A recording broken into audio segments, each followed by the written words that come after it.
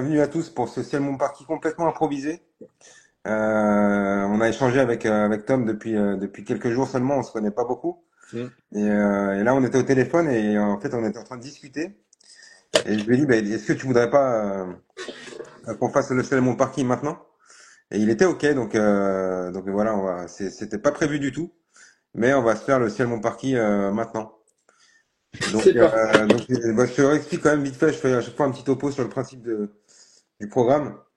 Donc je reçois un invité atteint de la maladie de Parkinson, de tous âges, voilà, de tous horizons. Et à chaque fois, je pars donc de la vie normale Mm.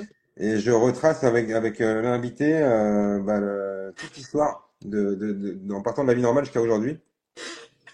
Donc avec les premiers troubles, avec les premiers rendez-vous chez le médecin, les premiers traitements, enfin, le diagnostic, les premiers traitements, et puis jusqu'à aujourd'hui. Alors j'aime bien aussi m'attarder sur les sensations ou les sentiments que tu as eu à tel ou tel moment, comment tu as géré aussi avec tes proches. Voilà, D'accord. on reste pas uniquement dans le médical. Je pose un Ok. peu des questions un peu plus sur le ressenti que tu as eu. Alors s'il y en a qui te dérangent, tu me dis. Non, mais moi, je suis ouvert à tout. On peut poser tout. On peut parler de tout. Non, mais si vraiment s'il y a une question après, je pose pas des questions de fou non plus, mais s'il y en a une que tu souhaites pas, un sujet que tu souhaites pas aborder, tu me le Ok. dis Pas de et souci. on passe à autre chose. Mais je pense qu'il vaut mieux être le plus transparent possible pour que tout le monde sache que bah, c'est pas forcément évident. C'est Ouais, pas ouais, quelque non, chose mais qui est connu sur ce après côté-là. si c'est des sujets voilà, qui te gênent, tu le dis. Ok, y a pas de souci. Ouais, je vais juste te laisser te présenter ton nom, enfin ton prénom, Oui. ton âge de diagnostic, si tu bosses ou pas et où est-ce que tu vis, puis après on va commencer tranquillement. Tiens, il y a Ok. Clément qui est là. Ah bah moi c'est Thomas, j'ai 39 ans cette année. Enfin non, j'ai 40 ans cette année. J'aurai 40 ans à la fin de l'année. J'habite à Nantes. Je suis père au foyer ainsi que bénévole à l'Association France Parkinson. Je tiens la ligne d'écoute le mardi soir. Et j'ai arrêté de travailler à de 25 ans parce que j'étais en association à l'époque. Et c'est une association contre pour le dépistage du cancer du sein. Et il y avait un D'accord. médecin dans l'association qui m'a dit non mais Thomas tu peux plus travailler, c'était plus compatible. À l'époque j'étais pas encore neurostimulé et le diagnostic a été posé en 2004. Donc D'accord. j'avais 18 ans. Voilà, bah, donc on va partir de là. On va partir de ton adolescence, puisque bon, tu viens de le dire, t'as eu ton diagnostic à 18 ans. Oui. Donc on va partir de ton adolescence et on va commencer par se demander qu'est-ce qui a commencé À déconner. ouais, j'allais dire à clocher, tu vois. Mais à déconner, quel le premier tout petit truc, même si Bah le à cette premier époque, tout petit truc c'était pas un tout petit truc en fait. Le premier tout petit truc c'était en revenant du sport en cinquième. Donc je devais avoir 12 ans. Donc, ouais, je revenais du sport. J'avais eu 2 heures de sport avant, je me souviens très. Et à un moment donné je marche et les jambes partent en couille, mais vraiment littéralement je ne pouvais plus avancer. La jambe gauche partait sur la gauche, mais vraiment tout à gauche. Genre les dyskinesies que tu as quand. Pardon, les mouvements normaux que tu as quand tu prends trop de dopamine. Tu vois, la ouais. dyskinésie des jambes qui ne peuvent plus m'avancer. Mais à un point où ça bougeait trop. Et pourtant, j'avais pas de traitement à ce moment-là encore, hein. Et ça te fait ça d'un coup. Non, en fait, c'était dans la rue, entre mon l'école et chez moi, il y avait 25 minutes de marche. Ouais. Et ça me fait ça quasiment à mi-chemin, hein. Et puis au début, c'était des petites, tu sais, le pied comme ça, dans la chaussure. Mais je veux dire, ça te l'a fait un beau jour, Ouais, alors que un beau jour comme ça, normal. d'accord. Alors, est-ce que c'est un symptôme? Je sais pas. Mais pour moi, c'était là, le premier déclencheur, c'était un peu comme ça. Après, les premiers vrais symptômes liés à qui ont été posés comme quoi c'était là, la maladie de Parkinson, c'était des tremblements de la main gauche Ouais. Alors, à 15 ans et demi, à 15 ans, en seconde. là, t'es en cinquième, tu rentres du collège, et donc Mhm. t'as les jambes qui partent en couille, tu dis, Ah, ça va tu pas. en briques et tout, et du coup, bon, J'en parle pas. J'en parle qu'à ma mère et elle me dit qu'est-ce que tu veux faire? Ouais, parce que moi, on communiquait beaucoup. dès que tu rentres chez toi, ce jour-là, t'en parles direct. Ah oui, oui, oui, j'en parle direct. Je dis à maman et elle me croit pas au début. Et je dis mais je te jure, j'étais pas bien. Parce qu'en fait, j'arrive et quand j'arrive, je me pose dans le canapé, elle dit ça va pas. Et je devais être blanc parce que ça dépense une dépense d'énergie colossale. C'est comme ça. Et elle me dit, qu'est-ce que tu veux faire? Elle dit, tu veux aller voir un médecin, le docteur? Je fais, non, non, non, non, parce que moi, comme on a parlé tout à l'heure, ma mère avait déjà sa tumeur cérébrale et pour moi, c'était, voilà. Ouais, donc ouais, à ce moment-là, ta mère avait une Elle tumeur s'inquiète, cérébrale. elle se pose des vraies questions. Et moi, je dis non, mais je pense que c'était juste des crampes, je suis fatigué, on n'en parle plus. Après, ça se répétera plusieurs fois dans l'année et ça se Et répétera juste en secondes. plusieurs fois rapprochées ou alors ça t'a Non, laissé non, tranquille? non, c'est pas rapproché. Mais enfin, ça se répétera deux, trois fois dans l'année. Et D'accord. chaque année, jusqu'en seconde, ça se répétera deux, trois fois. Ouais, genre, ça te le fait une fois et après ça te le fait plus pendant 6 mois C'est ça, et tout, voilà, c'est ça. ok. Et après, bah, arrivé en seconde, ça me le refait, mais ça me le refait un peu plus souvent. Donc de la cinquième à la En seconde, seconde, 4 ans, quoi. t'as eu des espèces de crises comme ça, C'est ça. mais t'es pas allé consulter. Non, parce que je voulais pas, parce que comme je disais, ma mère était malade et je voulais pas trop inquiéter. Donc j'en avais parlé qu'une fois la première fois. Et après, j'en ai plus jamais parlé. Ah, d'accord. Les fois d'après où ça t'est arrivé, tu l'as gardé pour toi. Je l'ai gardé pour moi. Et même à part ta mère, tu t'en as parlé à personne d'autre. Non, personne ne le savait, à part les gens qui me voyaient. Ouais, Ouais. ok. Et c'est devenu plus fréquent? Oui, c'était arrivé en seconde. En fait, c'était à peu près de manière équivalente de la cinquième à la seconde. Et arrivé en seconde, c'est devenu à chaque jour où j'avais du sport, c'était tous les jours quoi, après. Enfin, Ah, pas tous les jours là. Genre, c'était le mercredi qu'on avait du sport. Tous les mercredis, j'étais sûr. parce que tu penses que c'est parce que tu faisais de l'activité physique que ça avait un effet sur. Alors, je ne dirais pas que c'est parce que j'ai eu l'activité physique. C'est parce que moi, j'étais quelqu'un je suis toujours quelqu'un d'ailleurs, qui se donne à fond dans ce qu'il fait. Donc, peu importe que ce soit dans les matières scolaires, tout, j'étais toujours à fond, à essayer de donner le meilleur de moi-même. Même si mais par contre, à la maison, je me détendais, quoi. Il n'y avait plus rien à faire. Ouais. Par contre, donc, je pense qu'en sport, le dépassement de soi, je l'avais, parce que j'ai mon fils qui est pareil, et je peux te dire que faut être le meilleur en sport. Et ça, Ouais. c'était juste dans ma tête, quoi. Il faut être le meilleur. Et du coup, je me suis repassé sûrement trop. Et la fatigue est née dans bah, les muscles, bah, ça n'aide pas non plus. Quand on force trop, sans trop de préparation, ça n'aime pas. Et du coup, je Ok. pense que ce relâchement, et puis, on en parlera après parce que ça, c'est plus par la suite. Ok. Mais la Alors, prochaine, c'est alors, le dos, quoi, moi. Hein. Donc, plus. ok. Donc ça t'arrive de plus en plus souvent et tu t'arrives à À savoir ce que gérer, va je t'arriver gère avec comme le ça, je sport. me dépasse, mais c'est dur. Je Et le gère. alors du coup, est-ce que c'est à ce moment-là que tu décides d'aller consulter un médecin? Toujours pas. Toujours pas? Ma mère, elle meurt dans ma première, à la fin de ma première première. Et les vacances se passent. Donc, il y a encore, tu vois, il y a un an, 2 ans après. 2 ans après, donc j'étais en première S, je redouble, enfin je redouble, je change de section, quoi. Ma mère décède, je change de section. Je suis en première STT. Il me semble que j'en parle au cours de l'année de moi à mon père. Donc au moment où ta mère décède, t'as toujours pas consulté. Non. Ok. Et Je est-ce ne que veux pas t'as inquiéter mon père ni ma mère pour des choses qui pour moi et seront toujours sans gravité par rapport à ce qu'elle a eu, moi. J'ai eu ce côté-là assez mature parce que euh, ça n'a rien à voir via la mais l'année où ma mère est morte, elle était souvent à l'hôpital. Et souvent, moi, le mercredi, je séchais les cours pour aller voir ma mère. d'accord. Je prenais le train et tout. À 15 ans, je prenais le train tout seul et je sais pas, avec mon argent de poche, et je partais en mission sur Paris.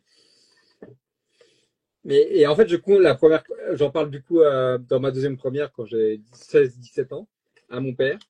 Et Ouais. mon père me dit on, on va aller voir docteur Bibas d'abord pour voir. Donc ton médecin traitant. C'est ça, le médecin traitant. Et donc lui, il me dit bah, je sais pas trop. Il me demande si j'ai pris, si je veux bien essayer déjà le magnésium, voir si on pourrait éliminer une piste. Et tu lui dis quoi à ce médecin il te reçoit dans son cabinet, tu lui dis quoi? Bah, comme d'habitude, je raconte que bah, j'ai des problèmes de crise de jambes, et puis que et puis aussi, dans ma deuxième première, après le décès de ma mère, les tremblements commencent à apparaître. Ah, Les à la main? tremblements, les dossiers en griffe aussi. Très beaucoup. Tremblement à la main? Ouais, le tremblement à gauche, ouais. Donc, quand tu vas voir le médecin à ta Donc deuxième à ce première, moment-là, j'ai déjà le tremblement et je lui dis, bah, j'ai ma main qui tremble. Oh, je ne parle pas Et puis même mon père ne. Je sais même pas s'il le sait encore. Tout ce qui se passe entre de ma cinquième en seconde, je ne suis pas sûr d'en avoir déjà parlé à mon père. Je sais qu'il le sait pour le premier épisode, mais je ne sais pas s'il le sait pour c'est là, tous les épisodes qu'il y a eu avant. c'est là que Donc je te s'il voit, dis, c'est j'ai là que quand je même te dis, envoyé le lien à mon père. Donc s'il voit ce live, c'est là que je te dis, s'il y a des choses que tu veux pas aborder, tu me le dis. comment? C'est là que je te dis, s'il y a des choses que tu veux pas aborder ou Non, non, que, non, non. Non, mais c'est pas un truc que que j'ai voulu cacher. Je l'ai caché parce que je voulais pas inquiéter. Maintenant, ma mère, elle est morte depuis 20 ans. Donc, je vais pas dire qu'il y a de prescription. Mais je pense pas qu'il m'en voudra pour ça. Et puis il le verra sûrement. S'il le voit pas en live, il le verra eh sûrement ben, plus tard. je le mettrai sur YouTube. Ouais, c'est ça. Ouais, je lui enverrai le lien, de toute façon, quoi qu'il y a. Donc voilà, papa. Ok, T'as des problèmes un peu avant que j'ai caché. coucou papa. Ok, donc à ce médecin, donc tu lui parles de tes tremblements, de tes crises Et de sang, la doigt de pied en griffe dans la chaussure. et il sait pas Et trop quoi dire. il sait pas trop quoi dire dans un premier année. Donc du coup, on fait une cure de magnésium pendant quelques mois. Pendant un mois et demi à peu près. Je retourne le voir après. Et je lui dis non, ça continue, c'est un peu emmerdant, tout ça. Parce que ça m'empêchait d'écrire. Hein. En Ouais, fait, c'est pas marrant. Et parce que je suis gaucher, ça touche mon côté gauche. ouais, bah, ouais, je suis droitier, ça touche Et, mon côté droit. évidemment, c'est le truc le plus chiant. Et du coup, il me dit, bah, je vais t'envoyer voir mon collègue là, qui est dans l'immeuble à côté, un neurologue, que je vais voir. Ah, donc il sait pas trop, mais il t'oriente quand même vers un neurologie. Bah, pour lui, ça paraît logique. Et puis après, je le saurai qu'après, mais il est, il est très, il connaît beaucoup de choses. C'est un Ouais. généraliste, il a des connaissances générales, mais il connaissait beaucoup de choses. Voilà. C'était Ses un, connaissances étaient plus amples qu'il ne laissait paraître. c'était un médecin d'un certain âge. Oui, parce que là, je crois qu'il ne consulte plus maintenant, mais il a dû s'arrêter vers 80 ans. Donc, non, non, ouais, Ouais, donc il avait déjà pas mal d'expérience. il avait de l'expérience. Ouais, il a toujours de l'expérience, je pense qu'il en prend. Et du coup, je vais voir ce neurologue qui me dit, je sais pas. Et excuse-moi, quand tu vas chez le neurologue, tu vas avec ton père? Oui. Je Ok. crois que, attends, je crois que, ouais, je suis allé voir deux neurologues avec mon père sûr, mais après les je sais pas. Ok, donc il te dit, je sais pas non plus. Il me dit, je sais pas. Il me dit qu'il m'oriente vers un autre neurologue. J'ai retrouvé là, entre-temps, l'hôpital. C'était on va voir la, merde. Je sais pas, c'est pas ça. Demont, pour faire une IRM déjà. Parce qu'en fait, il me demande une IRM comme en amont. Donc je fais faire l'IRM. Et après, je vais voir l'autre neurologue. Et j'y vais avec mon père super. Et il me dit, ce deuxième neurologue que je vois, il me fait, c'est sûrement le stress. On s'est regardé avec mon père, on a dit, Ouais. non Vu mais ce que laisse tomber quoi. t'avais déjà vécu, Bah, c'est ça. On n'avait pas parlé je me souviens plus vraiment si on avait parlé du passif qu'on avait eu, parce qu'on était assez trop traumatisés, même mon père, on était là, moi, en fait, ça me revient un petit peu maintenant. Avec mon père, il me dit, qu'est-ce que tu crois que tu as? On était en salle d'attente de l'IRM, et il me dit, qu'est-ce que tu crois que tu as? Il me dit, je dis, je sais pas. Il me fait, tu penses que tu as la même chose que ta mère? Et je lui dis, ah bah non, j'espère pas. ah ouais, parce que t'avais quand même On avait cette épée de Damoclès quand même au-dessus de la tête qui se disait, ouais, ouais, si je dis ça, ça pue. ouais, tu te dis, ouais, forcément, t'as fait le rapprochement et, Voilà, ouais, ouais, bah pour nous, c'était ça en fait à la base. On se le disait pas, mais on le pensait. ouais, c'était une crainte comme ça que l'histoire se répète. Oui, oui, voilà, c'est ça. Puis je pense que mon père l'avait encore plus que moi, parce que moi, j'aurais été acteur sur la deuxième. Lui, il était toujours en spectateur, et là, c'est plus compliqué pour lui, je pense. Ouais. Et du coup, bah, on retourne vers l'autre neurologue, encore celui qui a demandé les grammes, donc le premier. Et il me dit, je sais pas ce que t'as. On va éliminer la maladie de Wilson. Donc je fais mes tests pour voir la maladie de Wilson, qui était à l'époque juste une prise de sang pour le cuivre. Donc je crois que j'y retourne 3 jours plus tard après. Mais ton IRM, il était normal. Mon IRM n'avait rien de marqué D'accord. Donc déjà, ça va écarter la piste de la tumeur de la cérébrale. tumeur, ouais. Ok. Pardon.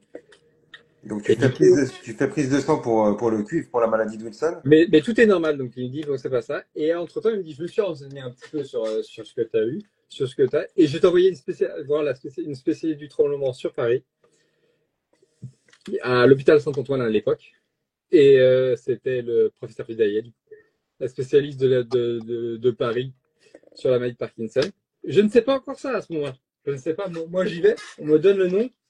J'y vais. C'est tout. Ouais. Et à ce moment-là, t'as 18 ans, hein. À ce moment-là, il me semble qu'on est en mai. En mai, ouais, j'ai 18 ans et je dois passer mon bac et mon permis et j'ai ça en tête. Ouais, bon. Et j'ai ça en tête et puis je coupe des étapes parce qu'il se passe énormément de choses sur l'année. Moi, je ne peux plus écrire. Du tout. Je fais plus du tout, quasiment. Je, mon année de terminale se passe assis sur une chaise à mémoriser ce que les profs disaient à l'oral, Ouais, sans l'écrire parce qu'il fallait que je le mémorise. compliqué pour le bac. Oh, je l'ai eu. Ah, tu l'as eu? Je l'ai eu parce que j'ai déchiré tous mes os. Tous tes euros? J'ai eu un oral qui était coefficient, j'ai eu la meilleure note de l'école Ouais. En quelle matière? en gestion. C'était tu présentes à l'époque, c'était gestion. Ouais, Et c'était. et tu présentais un dossier, ouais, c'était le dossier, le pire que, Ouais. à l'oral, à présenter, c'était le pire, c'était le dossier Access. De ce que je me rappelle, il y avait Je sais pas si tu te souviens, t'as un STTG vocabulaire et Access, t'as un SICAC. vocabulaire entreprise, et ils ont essayé de m'avoir sur tous les fronts. J'ai eu 18, la deuxième note, c'était 10, 12 après, et après, c'était tout en dessous, la moyenne. Ok. Donc, non, mais, du coup, j'avais un peu, du coup, j'étais un peu rassuré. Après, j'ai eu l'anglais où j'ai défoncé, j'ai eu 11 sur un coup de bluff, mais j'ai eu le bac, finalement. J'ai eu le Ouais. bac, mon permis. Une semaine après le bac, j'ai mon permis.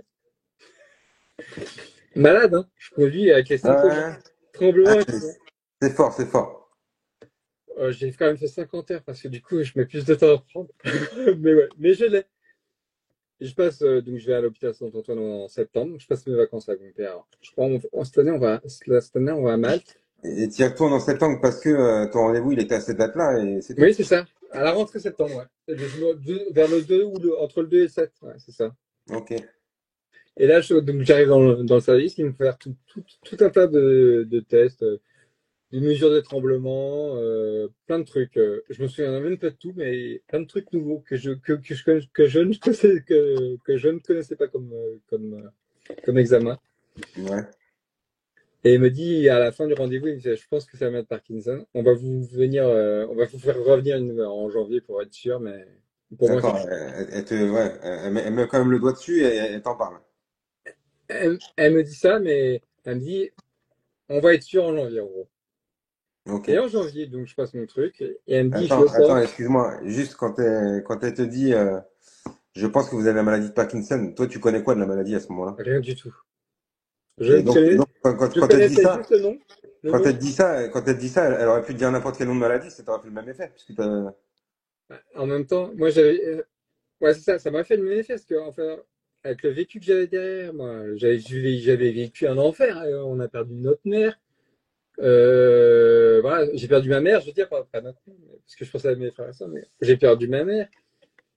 Et j'ai eu 2 ans où je errais entre un neurologue qui me disait que c'est le stress, mon médecin qui me disait, enfin, plein de trucs. Donc moi, on me dit ça, ok, au moins, j'ai un nom. J'aurais pu dire, ouais, je tremble pas ouais, parce que je tremble, hein.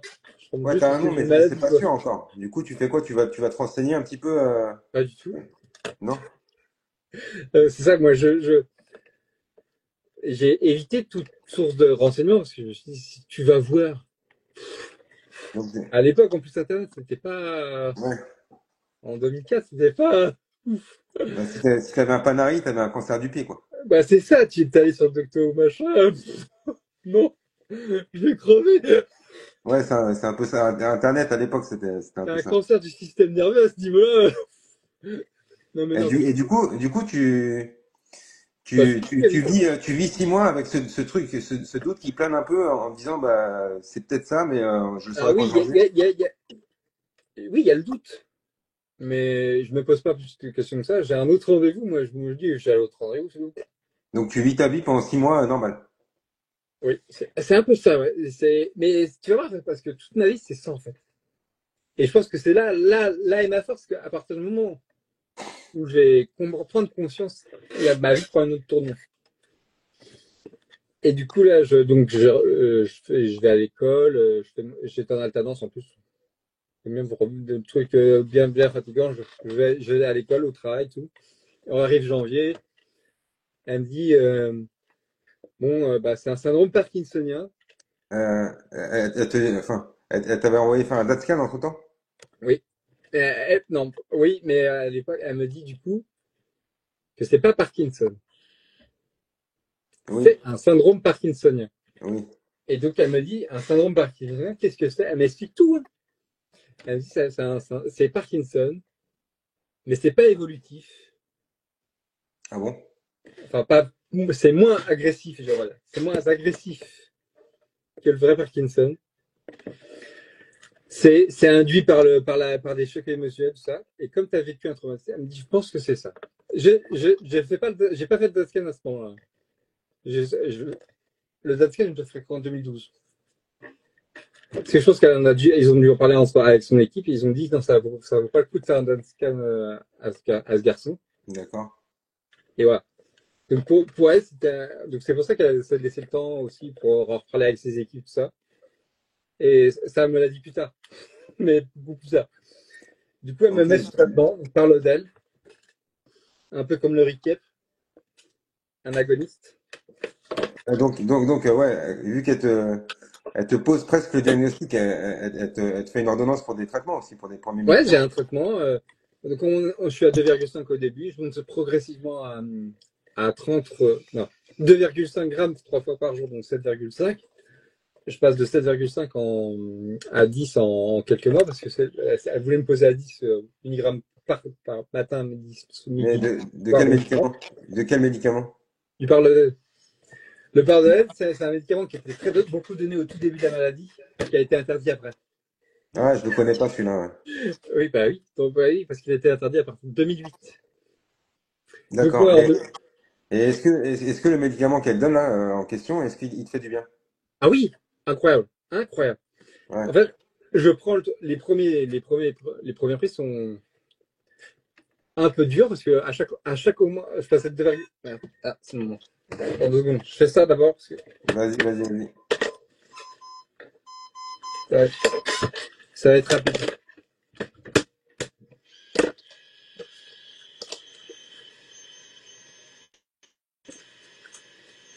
Ah, Tu te piques à la cuisse? non, dans le ventre. Ah, ça fait Dans mal. le ventre? Parce que la cuisse c'est un peu trop. J'ai un peu spoilé la suite, mais je suis un hypersonique des jambes et ça marquerait trop vite. Et ça a Ah quand même piqué un peu. C'est violent. C'est un ressort qui lâche là-dedans et c'est un peu violent. Et ouais. déjà que j'ai des bleus sur le bide, donc Tu te piques toujours sur le bide alors? toujours pour l'instant sur le ventre, ouais. Ok.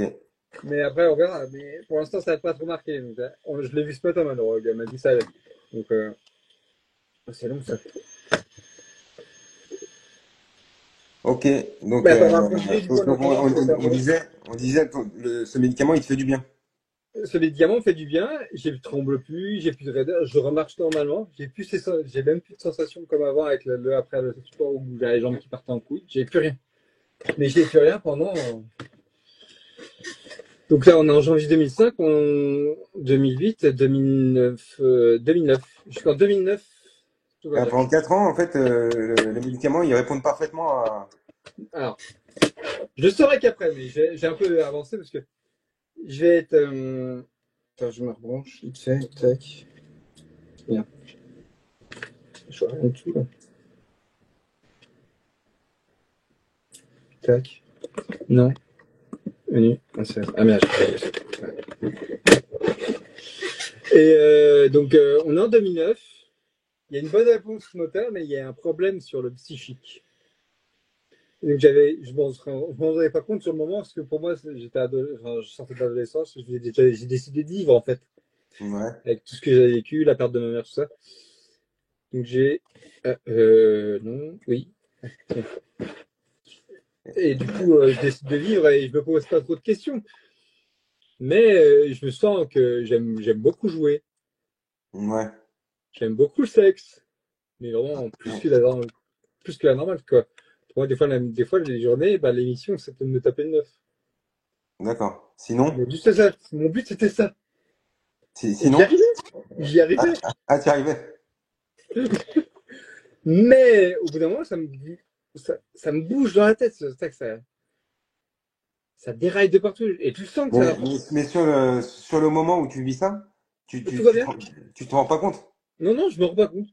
Après, il y Et a l'arrêt du d'elle. là, le médicament, il rend ta maladie invisible. Quasiment, ouais. Quasiment, oui. Donc est-ce que tu en parles quand même à tes potes ou Je parle à personne. t'en parles à personne? Enfin, il y a Michael, mon meilleur pote, qui le sait. Parce Ok. on avait il y a des moments où on mangeait tout le temps au McDo ensemble. On avait une place, une place attitrée au drive, on partait plus loin dans le parking. Et on en parle, je me souviens, moi je prenais une cachette, et il y en avait, j'ai eu un autre pote aussi. Mais on me Est-ce que, pose pas de questions en fait. Il me pose pas trop de questions. On laisse vivre comme ça. et est-ce que toi, à Oui, ce c'est ça, et moment-là, puis voilà, j'ai des traitements, ça va. est-ce que toi, à ce moment-là, donc tu me dis, tu fais pas de recherche et tout ça, mais est-ce que on t'a quand même expliqué que même si c'est un syndrome parkinsonien, Non, est-ce qu'on t'a expliqué que c'était quand même neurodégénératif et non, à ce moment-là, je sais pas trop que ça. ouais, en fait, Mais je saurais qu'après ça. t'es un peu dans l'insouciance de te dire, ok, tout va bien parce que les médicaments, Pour moi, j'ai un traitement, c'est efficace. ouais, donc en fait, tu te poses pas trop de questions. C'est ça. Jusqu'au jour où bah, et c'est mon médecin traitant qui me suit, quoi, du coup. Parce Ouais, que j'ai décidé, bah, moi, ça va bien, j'ai juste à aller voir mon médecin traitant voilà, pour renouveler mon ordonnance. Il me pose des questions sur la maladie, comment ça va. Et je fais oui, ça va. Et il me fait mon ordonnance. Jusqu'au jour où, fin 2008, je vais à la pharmacie, puis paf, bah, plus de Paracet. ah, interdit. Ouais, c'est ça. Il m'a dit il a été interdit. La pharmacienne me dit il a été interdit. Maintenant, faut aller voir votre médecin traitant pour voir ce qu'on peut vous prescrire. Donc, je vais retourner voir le médecin spécialiste ou le médecin traitant. Moi, je décide de retourner voir mon médecin traitant, qui me dit bah oui, ça t'est interdit parce que bah il y a eu des effets un peu secondaires, un peu dramatiques, tu vois. Donc moi je dis bon ok bon bah qu'est-ce qu'il y a maintenant qu'est-ce qu'on peut faire, je retourne voir la neurologue, il me fait ça serait mieux mais en attendant je peux parce que le temps que tu as un rendez-vous en général c'est un 6 mois un an donc il me propose la molécule du Parladel mais générique, Ok, donc ça s'appelle de la bromocriptine ouais, je connais pas non plus. et et à partir du moment où je prends ce médicament je refais surface. C'est-à-dire, Parce que du coup, je me rends compte que bah, tout ce qui se passe, j'ai des problèmes avec les gendarmes, parce que je fais plein de conneries. ah Mais, d'accord, mais ça m'a fait dérailler à un point fou. l'arrêt du médicament interdit te fait prendre conscience de toutes les conneries que tu as pu faire. Oui, je me dis, ça va pas. Déjà, c'est pas une vie d'aller voir toujours, tout le temps, tout le temps pour avoir des relations sexuelles avec des gens. C'est pas normal, quoi. Ouais. C'est pas normal de vouloir jouer tout le temps, tout le temps, tout le temps. Même Ouais, s'il mais y a des c'est moments, et ça m'a mis ça. dans une merde, pas possible. J'avais plus de thunes, plus rien, quoi. Du coup, je me suis dit, bon, Et à ce hein, moment-là, tu bosses. oui, un peu, pas trop. Enfin, je survis, quoi. Ok. Que du coup, il y a quand même, il y avait, il y a jusqu'au moment où le parallèle, je bosse. À l'arrêt du parallèle, c'est le plus compliqué après. C'est la bromocriptine, c'est la même molécule, mais ça marche pas pareil. Ouais. Bah, tant mieux quelque part. Oui, c'est ça, tant mieux. Mais au niveau moteur, ça marche pas pareil. Donc, j'ai des moments de petite fatigue quand même, des trucs où on se dit, putain, il était drogué, ce type. Ouais. Et du coup, bah, là, donc là, je décide comme de reprendre rendez-vous début 2010 avec ma neurologue. Donc, je vais à Saint-Antoine d'abord. Je demande un rendez-vous avec le professeur Xavier. Et là, on me dit, bah non, elle est à la Pitié-Salpêtrière. Donc, je me dis, ok, bon, je vais à la Pitié-Salpêtrière. Je vais à la Pitié-Salpêtrière. J'explique mon cas. Et je dis que j'ai des suivis avant et que j'aimerais bien être suivi par le professeur Xavier. Ils me disent, d'accord, ben, t'as rendez-vous dans 6 mois. Donc, je me reprends dans 6 mois après, donc en 2010. Est-ce que quand tu prenais, enfin, en période de off, Mais j'avais pas est- d'offre encore. pas vraiment. T'avais pas de off, t'étais en lune de miel tout ce temps-là, là. Tout ce temps-là, je suis bien et je suis en lune de miel, ouais. Ok. Donc là, bah, là, elle me dit, ouais, on va arrêter. Donc j'arrive au rendez-vous avec mon père. Mon père était venu. Et mon père viendra beaucoup au tout début. Mais après, c'est parce que j'ai eu une compagne qui a fait le travail après. Mais voilà. Et du coup, on voit mon rendez-vous. Elle me dit, faut arrêter le traitement, on va changer de traitement. Elle me dit, je suis désolé. Elle me dit, je suis désolé. Elle me dit, c'est un peu de ma faute. Je t'ai perdu de vue. On s'est perdu de vue. C'est bien que tu sois revenu. Mais c'est un peu de ma faute si je t'ai laissé un peu à l'abandon parce que moi, je pensais que t'as resté avec nous à suivre, mais je t'ai pas redonné de rendez-vous. C'est un peu de ma faute. Ok. Voilà. Elle reconnaît tout le temps. Elle me dit qu'on va changer de traitement, qu'on va faire des examens, tout ça. Donc, Alors, bah, ok, bah, on prévoit une hospitalisation début 2011. On change de traitement. ouais, On tu change de passes. traitement et elle me présente une docteure. Docteur, non, elle me donne un docteur que j'aime pas trop au début. Et je lui dis, je veux changer. Et du coup, j'ai un autre docteur qui est le docteur Huch, que je sais déjà parlé tout à l'heure au téléphone. Ouais. Et le docteur Huch, c'est différent. Parce que le docteur Huch, elle est interne. Donc, elle a fini ses études, la pitié. Et il y a tout de suite une très bonne entente. Hein. Elle me demande comment. Du coup, j'explique tout mon suivi, toute la période où je me suis perdu. Ah oui, aussi ça. Ah oui, en 2009, je me rends. Ah oui, parce que. Faut que je parle de ce moment-là. Je reviens un peu en avant. En 2009, quand je passe en bromocriptine, je fais des tentatives de suicide. Ah ouais, c'est quand même un truc important à dire. Oui, j'ai fait des Et grosses, j'ai eu pourquoi? une grosse déprime. Pourquoi? Pourquoi? Parce que tu te sens triste ou parce que tu penses que c'est un effet des médicaments ou... Alors moi, je pense que c'est clairement un effet des médicaments. Parce que je me sens triste aussi. Parce que j'ai une rupture amoureuse aussi qui m'a fait beaucoup de mal. Mais je pense qu'elle m'a fait beaucoup de mal parce que j'ai fait des conneries à cause du médicament aussi. Ouais. Et à ce moment-là, je me dis, qu'est-ce qu'il faut que je fasse tout. Et là, je me mets avec ma nouvelle compagne fin 2009. Enfin non, juin 2009, pas fin 2009, juin 2009. Donc là, ça commence un peu à ressortir de la tête de l'eau. Ok. Mais je pensais que ça ressortait de la tête de l'eau. Parce que du coup, donc je revois la neurologue en 2010 qui me dit ça. Et avant l'hospitalisation, en fin 2010, je refais j'ai un moment. Papa, coupe le live, coupe le live, ou regarde pas à ce moment-là, Non remonte mais le dis après. pas, le dis pas si tu veux. Non, non, je vais le dire parce que c'est important. Mais je sais pas si je lui en ai parlé à mon père, et ça risque de le choquer fortement. Un jour, je suis allé sur le métro. T'es allé J'ai quoi? regardé le métro, T'es allé dans le métro? j'avais le pied dans le vide. T'étais en train de te foutre sous le métro? C'est ça. Et là, j'ai dit non. Et ça, cette force-là, je pense que c'est mon père qui me l'a montré tout au long de sa vie. Cette force de dire non. Au moment où j'allais faire la vraie connerie, parce que là, c'était fini, hein. Il n'y avait plus Ouais. personne. Là, c'était pas des tentatives, c'était un vrai suicide, là. Ouais, là, oui, là, il n'y avait pas de doute là. Je vais au CPM après. Je recule du métro, je dis qu'est-ce que tu fais? Et je vais au CPAM, je sais plus quoi, au truc de soutien psychologique qui est gratuit, là, je sais plus comment ça s'appelle. Donc là, je leur explique tout, je me mets à pleurer et tout, je leur explique même ma vie avec ce qui s'est passé, la perte je parlais pas de la perte de ma mère avant. Mais à partir de ce moment-là, j'en ai parlé beaucoup. Ouais. Donc je refais un peu surface. J'ai un suivi psy à l'hôpital qui sera mis en place avec le niveau, donc avec ce docteur Huch, qui me dira faut vous faire suivre psychologiquement. Donc j'aurai plusieurs suivis psychologiques à la petite salpêtrière.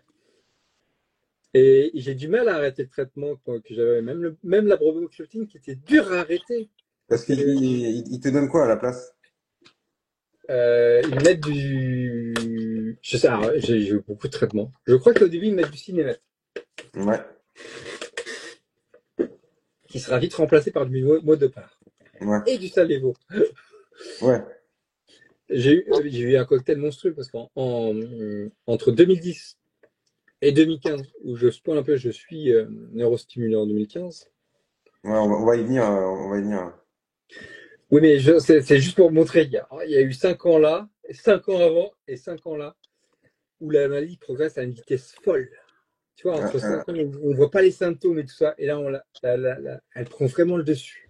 alors, qu'est-ce qui apparaît que tu n'avais pas avant? J'ai des dystonies, donc j'ai les jambes qui se raidissent fortement.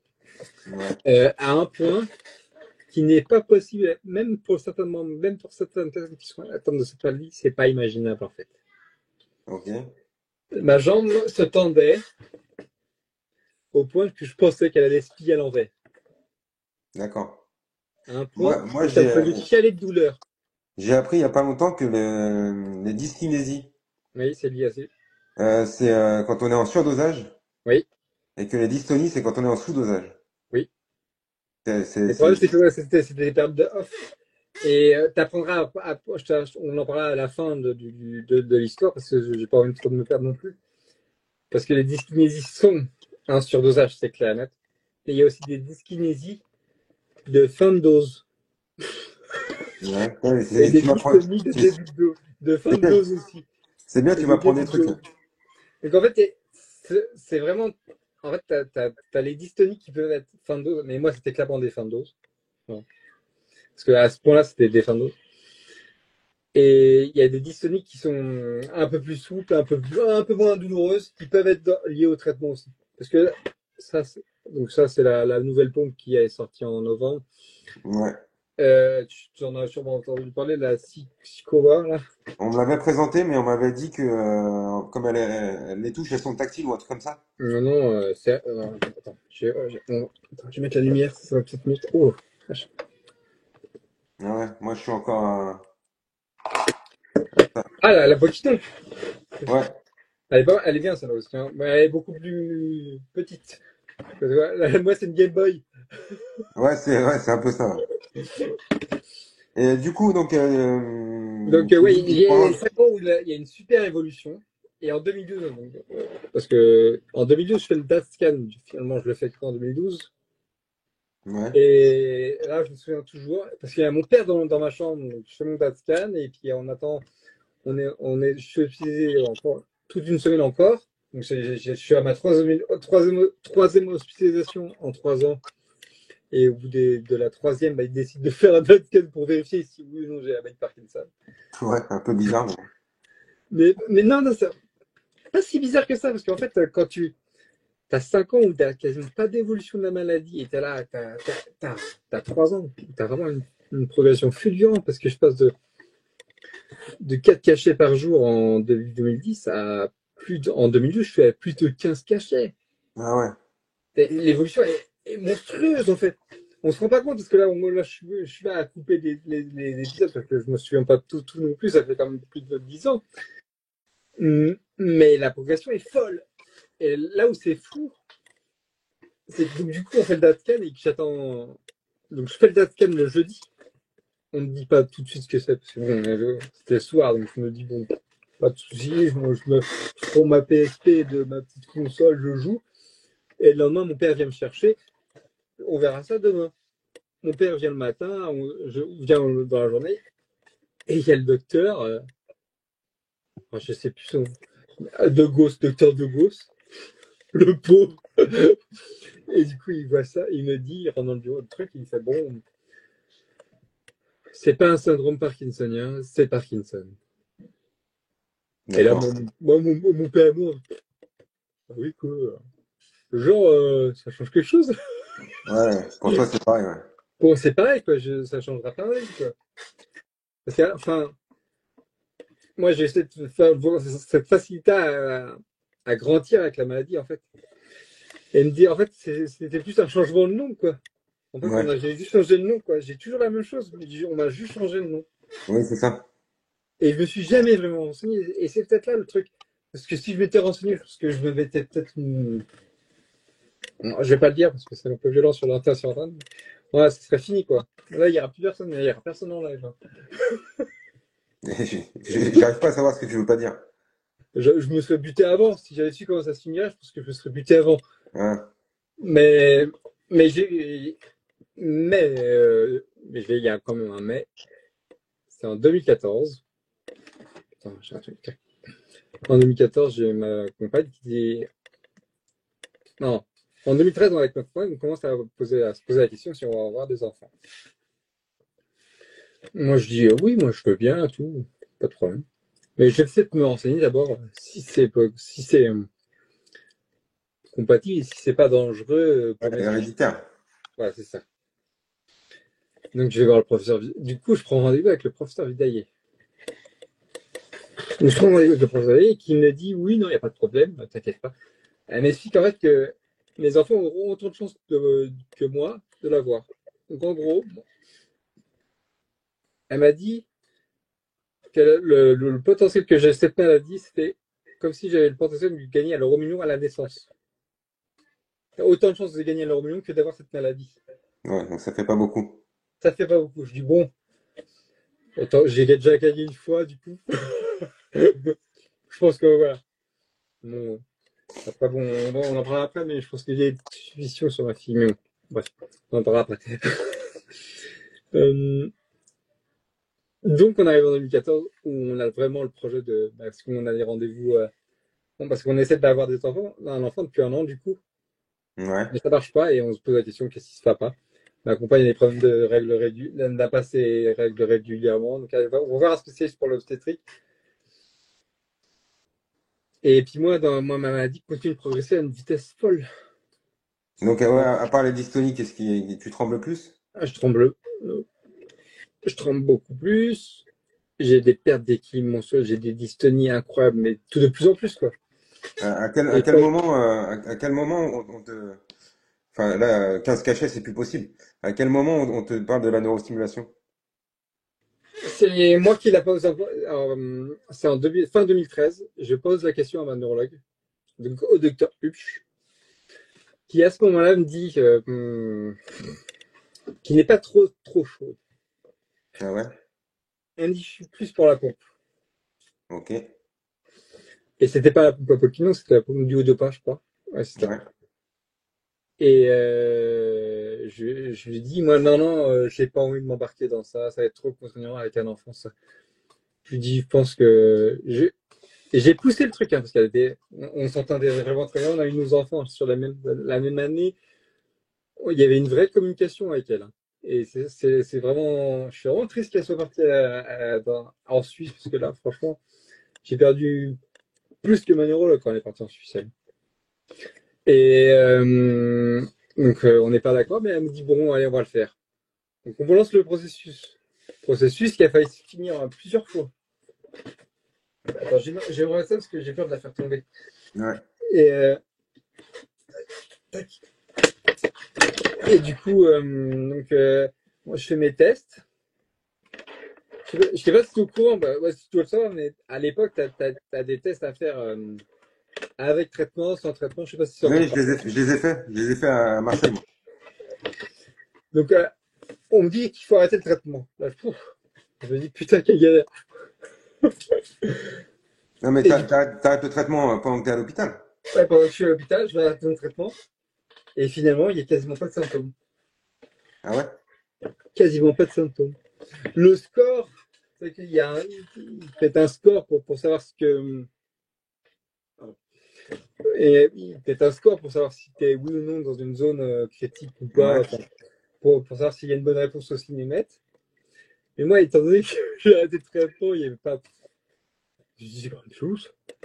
Ouais, il n'y avait pas une grosse différence entre ton état Oui, sans quasiment traitement. pas. J'ai même envie de dire quasiment pas. Et en fait, il y a à ce moment-là, je crois que c'est une infirmière qui me le fait leur truc. Et elle me dit, bon, je sais pas, faut que j'en parle un peu à l'équipe. Et à ce moment-là, il y a le professeur Pidey qui passe dans la chambre, enfin, qui passe devant ma chambre, et je lui dis bonjour. Elle me dit, ah, monsieur Raymond et tout, elle rentre dans la chambre. Elle me dit, et là, elle parle à l'infirmière, elle dit, alors ce monsieur-là, c'est une maladie de Parkinson assez particulière, ça touche essentiellement le tronc cérébral, donc tout ce qui est lié au dos. Donc vous faites bien au score, hein. S'il faut faire la simulation, il c'est un bon candidat direct. Donc, du coup, ben, il restait plus que les tests psychologiques Ouais, entre guillemets à passer. cognitif, ouais. Ouais, et c'est ça, et c'était bon. Et donc, j'ai l'accord de mon psychologue. Donc je passe, j'attends, il y a une petite commission qui se réunit pour voir si oui ou non, avec tout ce qu'il y avait. Et je me souviendrai toujours parce que c'était en octobre 2014. J'étais à un rendez-vous psy, donc j'étais à l'hôpital.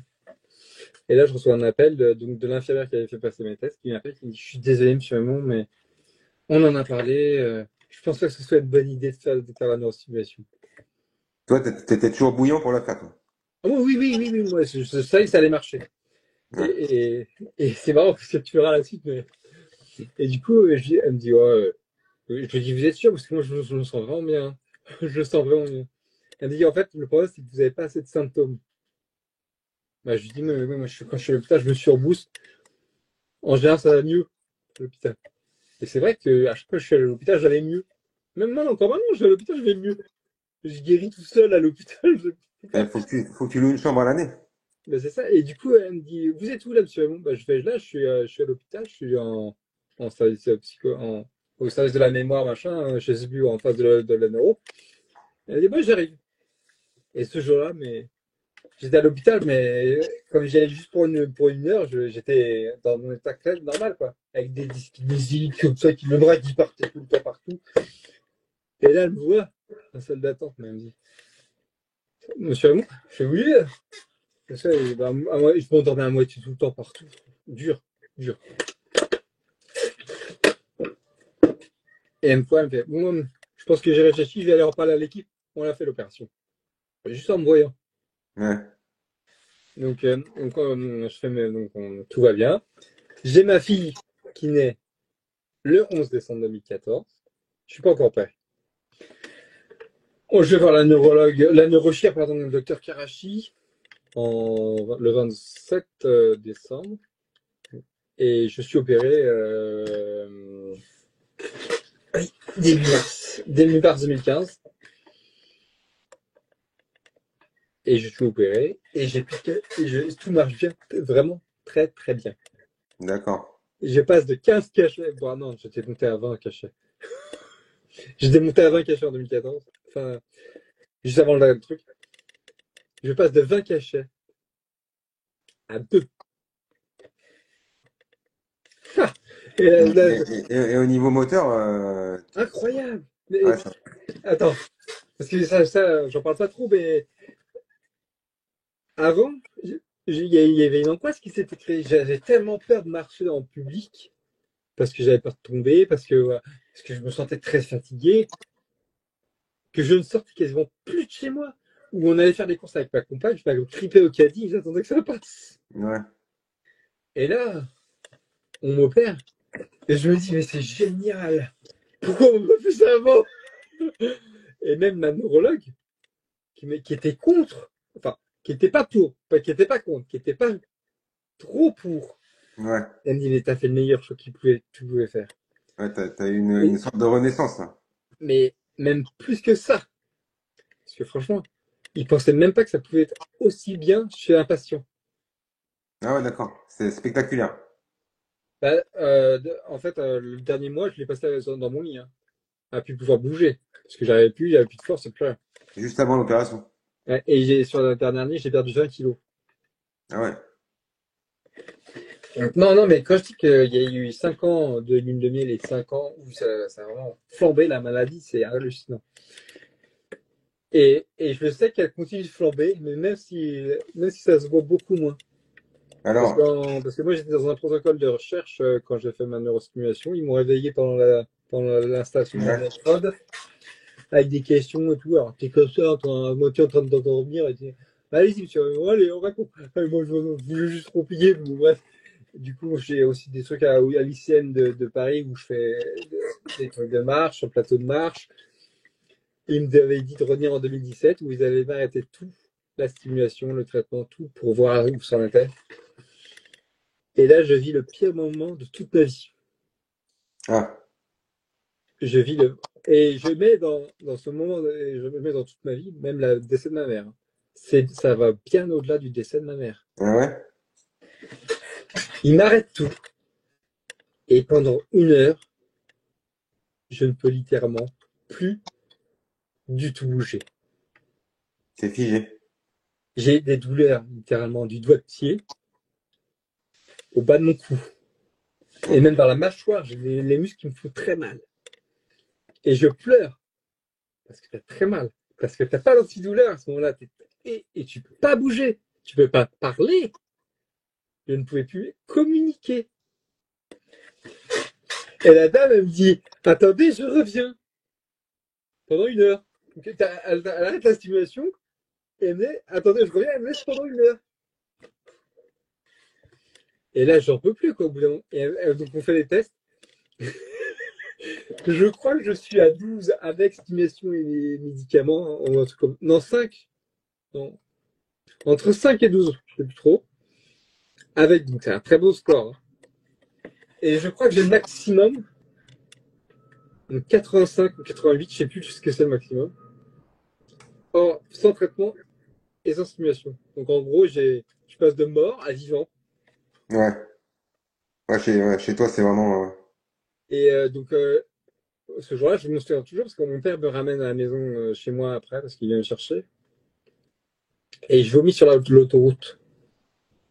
Mais je sais pas trop. Enfin, moi, je pense qu'il y a eu le contre-coup du pas bien. Ouais. Ça m'avait vraiment pas bien. Et je lui dis arrête-toi sur le bord de la route. Et je dégobille mon repas. Et de l'hôpital, donc c'était pas très important. Mais bon. Et, euh, et en 2017, j'ai eu mon deuxième enfant. Et en fait, ce qu'il faut savoir, c'est que à la naissance de ma fille Malice, c'est moi qui m'en suis occupé quand on y retourné travailler. C'est moi qui l'ai élevé, emmené à l'école tous les jours. Et depuis ce jour-là, je n'ai jamais, sauf s'il y avait hôpital ou quelque chose, je n'ai jamais raté une sortie scolaire. Enfin, jamais, j'étais toujours là à l'école, à venir la chercher, à l'emmener tous les matins. Et Baptiste, ça a été la même chose. Sauf que lui, il allait en crèche, mais parce que je commençais à fatiguer un petit peu. Et depuis, il n'y a plus vraiment Enfin, il y a eu, si, il y a eu une petite. Là, je suis passé à la pompe au mois de mai parce que je dormais plus, mais. Alors attends, ouais. T'as quand même une sacrée histoire, hein. Ouais.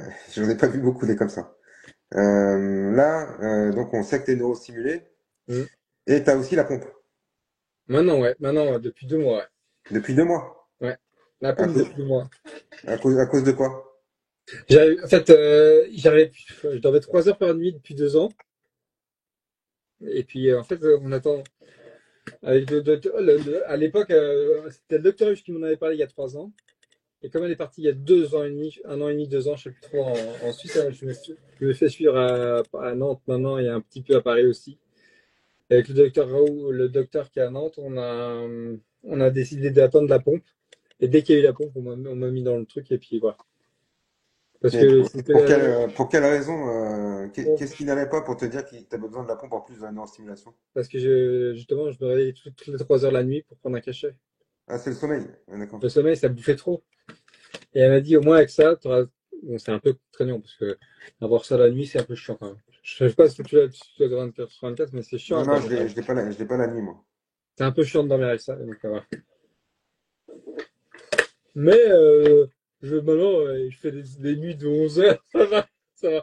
Non, franchement, je récupère bien. J'ai bien récupéré là. Ok, donc aujourd'hui, est-ce que tu es satisfait de ton état moteur? Oui, oui. Ouais. Ça a été compliqué au tout début de l'installation de la pompe parce que j'avais du Neupro, moi, tu dois connaître, c'est un peu le Neupro, non? Ouais, t'en as un? Moi, ça m'a fracassé c'est un agoniste, hein, le fameux. Moi, je suis hypersensible à tout, hein. Enfin, je suis un hypersensible, surtout les cachets de la maladie de Parkinson. Ça réagit très bien, très vite, mais ça s'arrête très vite aussi. Donc, c'est pour ça qu'on multipliait les doses. C'est pour ça que j'ai monté à 20 cachets en 2014. Et j'étais Donc monté à 8 cachets là. donc là aujourd'hui, tu as la pompe Et puis, et et la puis neurostimulation, et tu prends plus de cachet. non, je prends juste mon truc pour l'attention, mais qui a rien à voir, l'injection qui était pour mon hernie hiatale, donc c'est tout. Il y a des trucs qui n'ont rien à voir. Donc, si j'avais pas ça, je n'aurais plus de traitement médicamenteux. Ouais. Ok. Ça fait déjà un sacré bout de temps qu'on échange. Est-ce que vous avez des questions à poser à Tom? Ah oui, j'avais pas vu, genre. Ouais, non, il y en a pas eu des masses, mais là, À la il prend. neurostimulation, j'ai vu qu'il y a, si, il y en a une. Il y a la neurostim ne jouait pas sur le sommeil. Alors, la neurostimulation, parce qu'avant, je dormais quasiment pas non plus. Avant la neurostimulation, c'est aussi ça un problème. C'est que quand on ne dort pas, on récupère pas et on se fatigue beaucoup plus. Et avant, je dormais quasiment pas, et 2-3 heures par nuit, c'était fini. Et du coup, j'ai été neurostimulé et ça a vraiment agi bien comme il faut sur le sommeil. D'accord, donc J'ai ouais, fait des nuits bon, pendant le mois de récupération, tu dors plus que de raison, parce que je dormais de 14 heures sans récupérer l'opération. Mais après, j'ai fait des nuits de 8 heures pendant 3 4 ans, ouais. Facile, ouais. ok. Si vous avez des questions à poser à Tom, écrivez-les. Moi, j'aimerais bien que tu nous parles de comment, là, aujourd'hui, moi, je sais que tu tiens la ligne d'écoute de France Oui, Parkinson le mardi soir. Donc, tu as oui, passé des formations et tout ça. oui. Et donc, par quel cheminement t'en es arrivé à avoir envie de parler et envie d'aider les gens? Il y a 4 ans de ça, je me posais beaucoup de questions, parce que je voyais que mes enfants avaient un peu moins besoin de moi, allaient avoir moins besoin de moi, et il fallait que je me trouve quelque chose, un objectif de vie. Et un jour, je me suis dit, il y a 2 ans de ça, du coup, genre, je me suis posé la question longtemps, toi, 2 ans. Après, du coup, j'en parle à ma psy, je dis, j'aimerais bien aider les gens et tout ça. Et elle me dit, il y a un monsieur qui veut avoir des enfants, mais qui s'empêche un peu de vivre. Est-ce que tu peux le contacter? Je l'avais contacté, c'était plutôt bien passé. Tu l'as interviewé, c'était Clément. Clément Ursus, que j'ai eu en live il y a 2 jours et qui a fait un C'est mon parti qui est en ligne sur YouTube.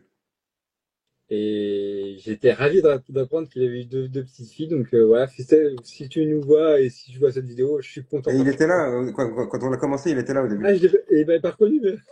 Mais attends, je sais pas si. Attends. Il est pas resté. Et du coup, bah, s'il voit, je suis content pour toi et bien joué, hein. Tu continues comme ça, c'est le meilleur. Les enfants, c'est la meilleure force qu'on peut avoir. Et parce que tu vois, maintenant, ça fait 10 ans.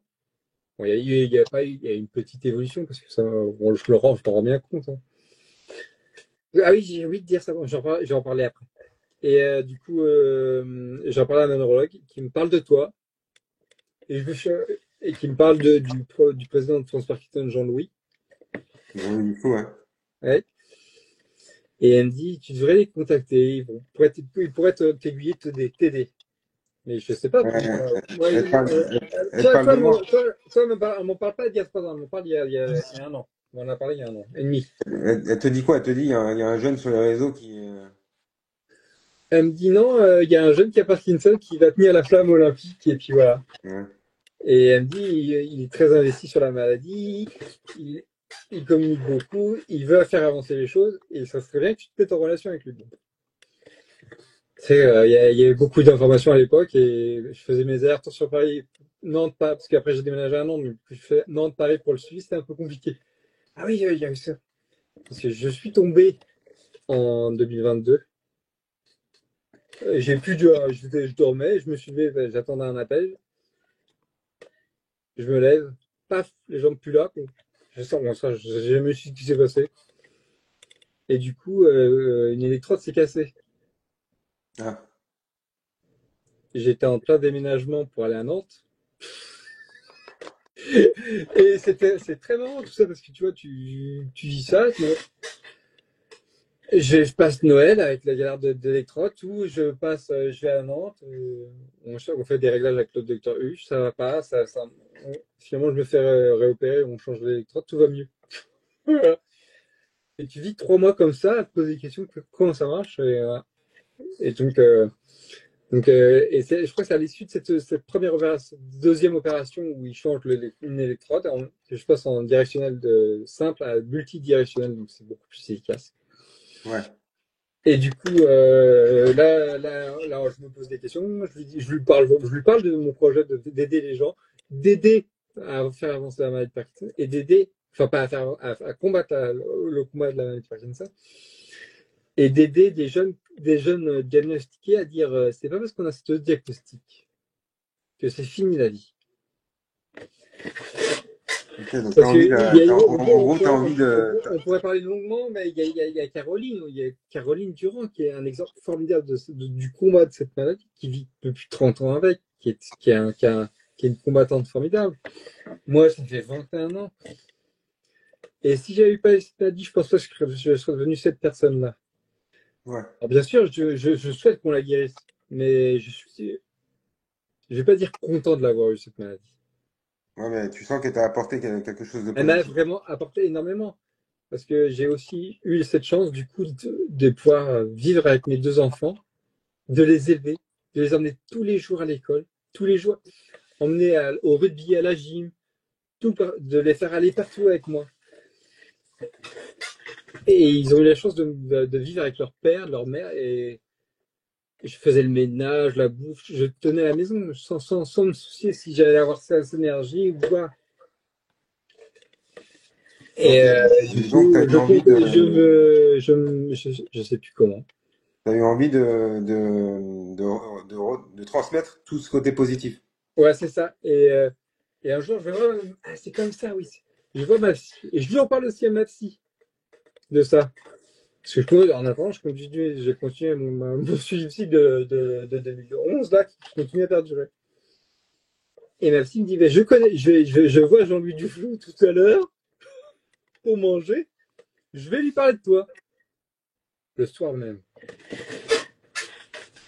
Je rentre chez moi à Nantes, à 20h, mon téléphone qui sonne. Je connais pas le numéro.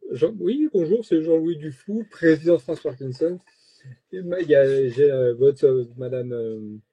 Madame Voisin qui m'a parlé de vous et je suis très intéressé par votre profil, donc je vais vous faire rentrer.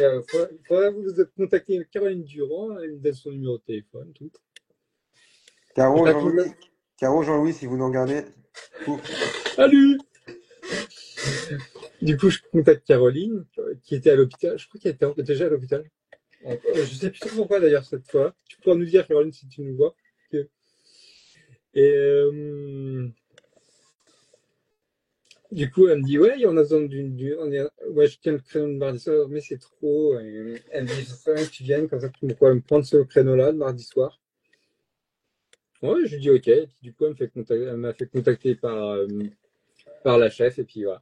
Je suis rentré, j'ai fait ma petite formation en juin 2024, il me semble, l'année dernière, quoi. Et je suis rentré, j'ai commencé à donner des coups en septembre. Ok, attends, je vais reprendre un peu les questions. Est-ce que il n'y avait pas d'autres cas de Parkinson dans ta famille? Zéro. Non, zéro test. Ok, t'es diagnostiqué depuis l'âge de 18 ans et t'as 39 ans. Oui. Ok. Il y a quelqu'un qui nous dit, je vais tester la vitamine B1 en plus. Ça fait 4 ans et demi que Oui, je prends. alors, honnêtement, j'ai souvent cette question-là sur la ligne des coups, et sur les questions de les vitamines. La vitamine aide. Parce que je vous le dis, moi, je prends un complément alimentaire à base de vitamine D, magnésium et collagène, qui s'appelle le granion. C'est un décontractant musculaire qu'on retrouve en parapharmacie, pharmacie et sur Amazon aussi. D'ailleurs, c'est comme ça que je l'ai connu. Et moi, j'étais même avec les traitements, j'avais le sujet des crampes, des dystonies, toujours le soir, tu sais, quand t'as passé ta journée très fatigante, t'as toujours mal aux jambes. Et depuis que je prends ça, c'est beaucoup plus calme. D'accord. Et c'est un bon truc, le Et, décontractant musculaire, le laboratoire Cranion, c'est un bon est-ce truc. Si les est-ce que gens tu vont. connais, on entend beaucoup parler de mucuna. Plus rien De? en ce moment. De mucuna. Ah, je connais pas ça. Ok. Ça fait plusieurs fois que ça revient dans les questions que je fais des lives. J'ai pas vu, moi.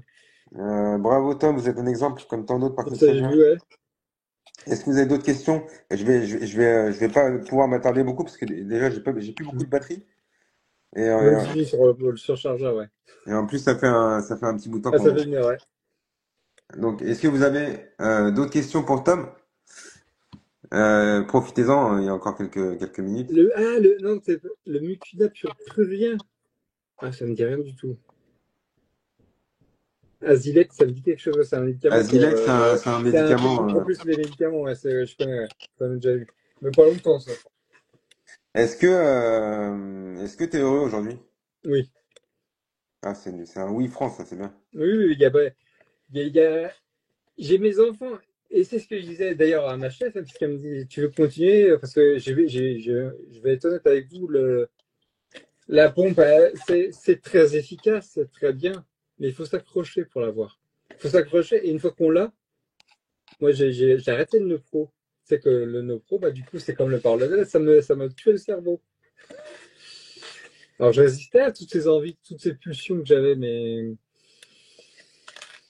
c'était épuisant et le fait d'arrêter un dopant, bah, ça fait pleurer. Je suis retombé un peu pendant un mois à pleurer quasiment tous les soirs parce que ça n'allait pas, parce que bah, j'ai arrêté un médicament qui était mauvais pour la santé, pour ma santé, précisément, ma santé. Et mais là, ça fait 2 mois et demi que je laisse. Bon, c'est sûr, c'est contraignant, hein. Je pense que je vais pas faire le truc. Se piquer toujours, c'est un peu chiant, mais mais ça me donne l'espoir parce que ça fait avancer les choses. Après, Tu parlais, après 22 ans de maladie, enfin, sûrement plus même, je compte à partir du diagnostic, se tenir debout auprès de ses enfants, il y a rien de plus bah, fort. tu parlais de ta fille, et il y a écrit, dû à des doutes sur la possible transmission de la maladie. Est-ce que t'as, Oui, mais j'avais posé la question, on en a parlé un peu avec l'histoire de leur union, et oui, j'avais parlé de ma fille, on a eu des suspicions à un moment, mais moins maintenant, parce qu'elle avait une démarche un peu chaloupée, tu vois, hmm. les tipis prennent par terre. Mais c'est vrai que c'était juste parmi mes, je pense. On n'a jamais eu le vrai truc parce on s'est jamais posé la question. Parce que si elle l'a, ça c'est mon docteur, c'est le docteur Huche qui m'avait dit ça. De toute façon, si elle l'a, qu'est-ce qu'on fera de plus? Donc c'est vrai que à partir où tu as ce genre de personnes qui te suivent, c'est très très bien pour toi parce que du coup tu te poses plus la question si elle l'a, bah, c'est inquiétant. Bah non, si elle l'a, c'est comme moi. C'est comme tout mon parcours qui est un peu dans l'insouciance, on avance, quoi, c'est tout. On se pose pas la question de ce qu'il y a derrière. On avance parce qu'on a la chose, de toute façon. On ne pourra pas faire changer la chose. Ouais. Donc oui, il y a eu des Euh, suspicions, mais pas plus que ça. On a eu des questions à se poser, mais on verra quand ça viendra plus, si c'est plus sérieux, si c'est vraiment ça d'ailleurs. Est-ce que c'est le neupro qui t'a provoqué des addictions? Le Nepro m'a provoqué une addiction. L'addiction au jeu. Mais qui était plutôt bien contrôlée parce que je jouais très peu. Mais j'avais envie de jouer. Mais à un point, j'ai un petit truc où il y a un tabac à l'entrée de mon Leclerc. Et c'était une vraie épreuve de passer à côté du Leclerc sans pouvoir, en D'accord. voulant jouer et me disant non, non, faut pas jouer. Et je me souviens, et là, j'y ai joué une fois et j'avais Malice et Baptiste, donc mes deux enfants, avec moi. Et j'ai su lui jouer trop parce que Malice, elle m'a dit, oh, tu achètes un jeu de grenade, je peux gratter avec toi. Et là, je dis stop. Ah On ouais, arrête. ouais. Et là, j'ai dit stop, on arrête. Et là, j'ai arrêté. Ok. Le- C'est quoi? J'attends le nouveau dopaminergie. J'ai pas mes lunettes. Ouais. Attends, de toute façon, j'ai plus que 3% de batterie. Ok. C'est la première fois que j'ai l'impression qu'on aurait pu discuter pendant 2 heures. Ouais, mais moi j'aime bien parler, c'est pas un problème. Puis c'est ce que je t'ai Ouais. dit au début, j'ai dit j'ai rien à cacher. Il faut en parler. Il faut comprendre que cette maladie, elle est dure à vivre, mais elle peut apporter énormément à une personne. En Alors tout je dis cas, pas, hein, quand t'as 70 ans que t'as ce diagnostic-là, c'est pas pareil. ouais. En tout cas, la ligne d'écoute te va très bien, hein. Oui, bah, alors, au début, c'était galère, hein, mais on me le dit beaucoup et on m'a dit récemment, encore récemment, avant, parce que là, je suis en vacances pendant 2 mois, donc je la tiens plus pendant 2 mois, mais on m'a dit que je savais écouter et que c'était appréciable de pouvoir échanger aussi facilement avec une personne. Ouais, c'est vrai. Bah, écoute, en tout cas, je te remercie bah, c'était complètement improvisé, hein. On s'est Oui, téléphoné, c'est vrai, bon, on l'a fait. à l'improviste, on a décidé de le faire sur le moment. C'est plus cool comme ça. Bah, merci beaucoup pour ta bonne humeur et ton sourire et ton histoire incroyable. Bah, Et, merci à toi aussi. Merci parce que c'est important de pouvoir partager et c'est important que tout le monde puisse écouter toutes les histoires que tu fais découvrir parce que c'est toi qui les fais découvrir toutes ces histoires et c'est important que tout le monde écoute. ok, bah, merci à tous ceux qui nous ont écoutés. Merci Tom, je te file le lien dès que j'ai fait le montage pour le mettre sur Ouais, YouTube. pas de problème, t'inquiète. Merci beaucoup à tous, merci Tom, on reste en contact de toute façon, hein. Oui, oui, y a pas de souci. Allez, bonne Dès soirée que à je tout le serai à monde. Montpellier, je te ferai un coucou aussi. Ah oui, avec plaisir. Bon. Parce que je vais voir mon père, pas bientôt, mais je vais aller voir mon père d'ici la fin de l'année, je pense. Hein, papa? Et ben écoute, ouais, appelle quand t'es dans le secteur. Ok, ça marche, pas de souci. Allez, merci beaucoup Tom et merci à tous. Bonne soirée. Merci, au revoir. Ciao.